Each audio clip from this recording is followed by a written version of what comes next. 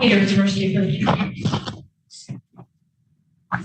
afternoon, Your Honor. Ellen Michaels on behalf of James Worthington. My P number is 67943. Mr. Worthington is present in court. All right. Your name, sir?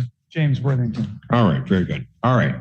So today's the date time set for our second probable cause conference. We had adjourned it in order to get all the Child Advocacy Center videos.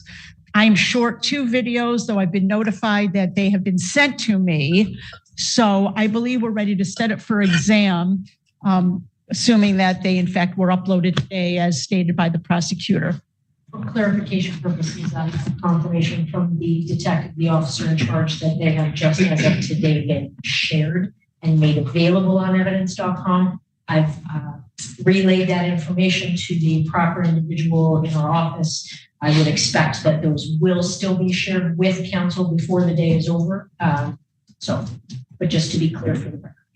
All right. And if those are done, then discovery is complete. Yes. Yes. Don't like to do it this way, but I get what you're saying, that it's there. Understood, Your Honor. Thank you. If there is a problem, I will bring it to the court's attention and file the appropriate stipulated motion in order. Right. But that's what we try to give people time at PCC to get all that stuff straight and not set something and then have it adjourn out. So Understood. I want to make sure that we're going to be able to go forward. People had their witnesses available the 28th? 28th of January.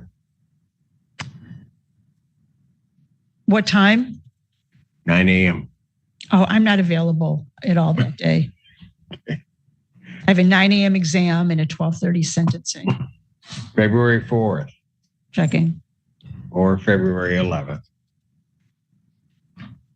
What time? February 4th, 9 a.m.? No, you're all at 9 a.m. February 11th. February 11th is good. Preliminary examination in person, February 11th, 2025, 9 a.m. before. Am I ahead on that list? Okay. Before Judge Valvo.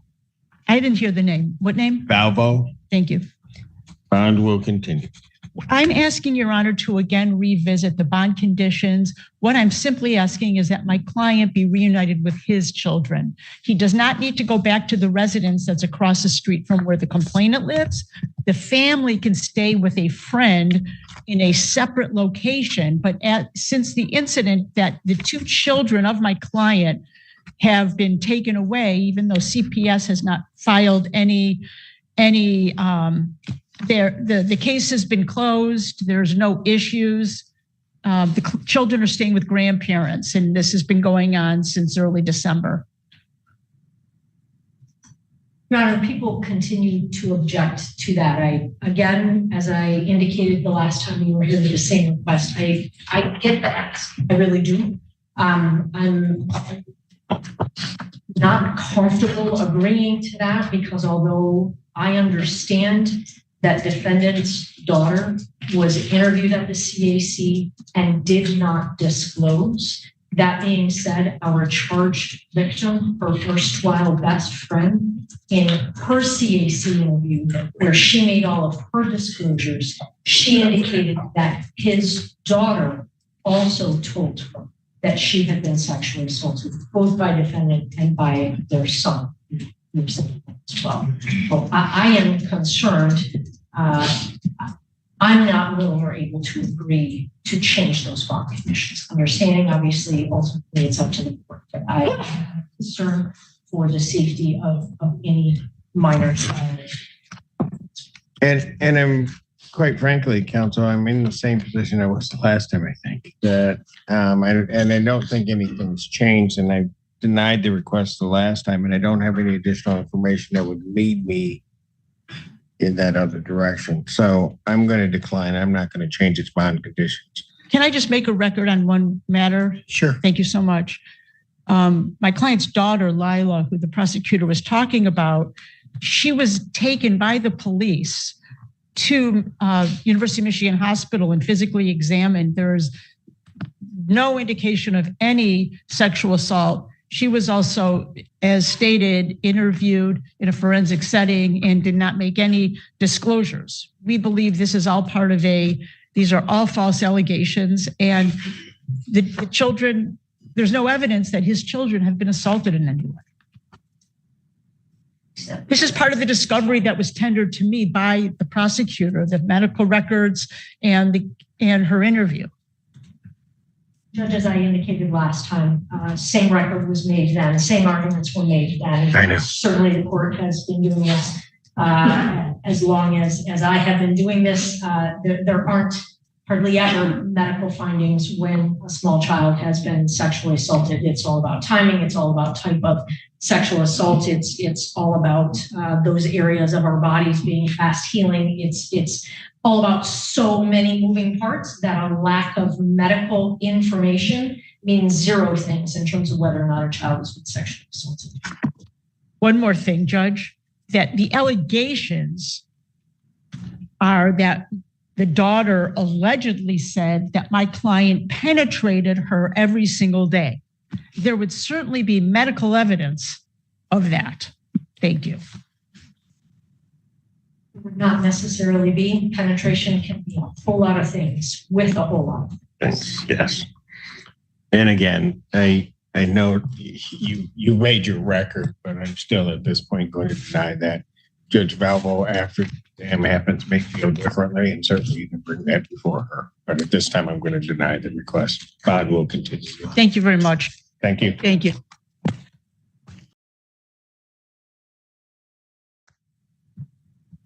As one of the people. Good afternoon, Judge. EA Board 261 here on behalf of All right. who is not present. Who's not present? Okay. I was wondering maybe we could do this without him. Not for long, we can.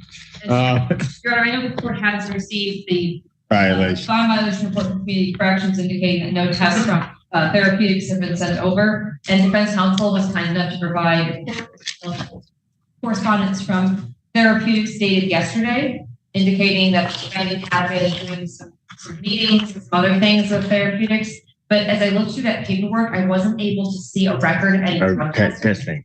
So I'm not sure if I missed something. It's certainly possible, but I didn't see anything in that correspondence that had that in there. It's sorry to interrupt. It's on the top of. I didn't see. On the top of the second page, client is in phase 1. He provides UDS, urinary drug sample. But it doesn't include testing results. Yeah, that's right.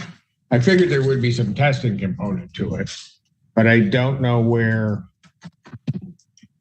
are the results of those tests? I don't have the results of the tests. Therapeutics, I understand, is doing the testing and continuing to provide Mr. Jordan with the methadone that he is part of his treatment. Okay, but are they sending the test to our community corrections? Unfortunately, it seems that they are not. So I don't have the results, but I do have record that Mr. Jordan is in treatment. He is living homeless, as I was explaining to opposing counsel. He's availed himself of a lot of resources here. There are 2 volunteer social workers from the warming center that asked me to step into the case. I'm on this case pro bono.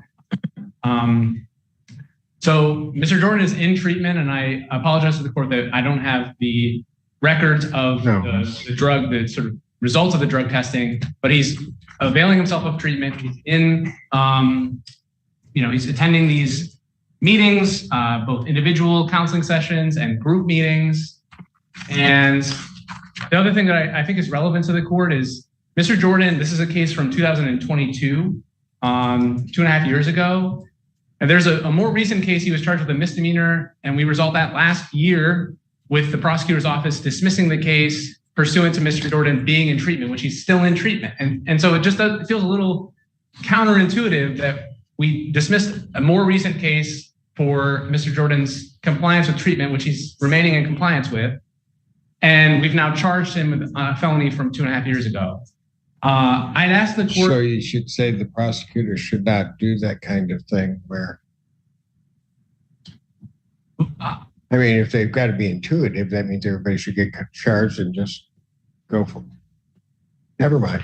Go ahead. I'm asking that the court, because this case also involves an extremely questionable stop by the police and search of Mr. Jordan as he's walking down the street or jogging down the street. I'm asking that the court, before a warrant is issued on such an old case where there is a questionable, there is, I argue, a Fourth Amendment violation. Okay, I get that. If he got here, then we could have the hearing on all of that. Yes. But he's not here. Understand. He's ill. He's living homeless. It's been extremely cold outside. He's managed to continue to get himself into treatment. So I'm just asking that the court hold off on a warrant and allow us to litigate the legitimacy of this arrest without a warrant issuing. Well, I'm going to issue a bench warrant for his failure to appear at this proceeding. And I mean, I might not do that if I had test results coming in, given the circumstances, but I really, none of this really puts a picture together for me of where the defendant is or what he's doing, and certainly not testing. So I'm going to issue a bench warrant. Bond will be set in the amount of $25,000 cash surety. If you locate him and can get him in, there's a warrant recall procedure you can go through on this. That warrant will issue immediately. Thank you.